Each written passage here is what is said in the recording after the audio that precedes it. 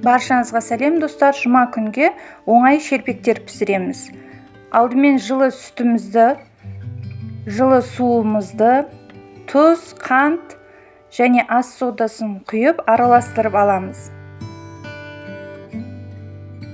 Ұнымызды аз-аз бөлшектен салып, қолымызға жабыспайтындай жұмсақ қамыр илейміз.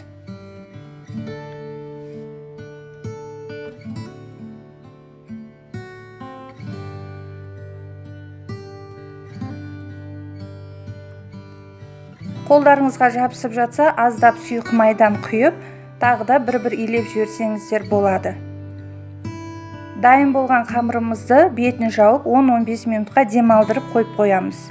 Уақытымыз өткеннен кейін осылай бөлшектерге бөлеміз. 7 немесе 9 бөлшекке бөлсеңіз болады, ол қуыратын сковородкаңыздың размеріне байланысты. Осылай дайындап бөлшектерге бөліп, домалақтап дайындап қоямыз және жазып шелпек формасына келтіреміз. Бізге қуырған кезде тез-тез қуыру керек болады. Бұлай жайып тұратын уақыттарыңыз болмайды. Сол себептен барлық бөлшектерге бөлінген қамырды жайып, осылай дайындап аламыз. Алдын ала қызып тұрған майда екі жағын алмастыра тез-тез қуырып аламыз.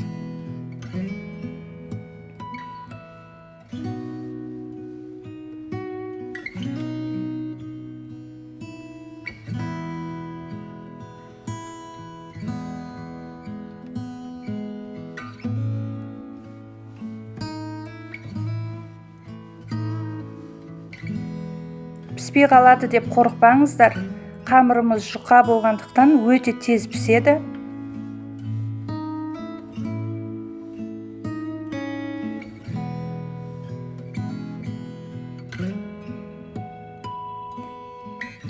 Міне осындай шелпектеріміз дайын болды.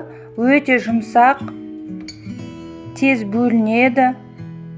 Өте дәмді, таңғы асқа керемет. Жасап көріңіздер, астарыңыз дәмді болсын.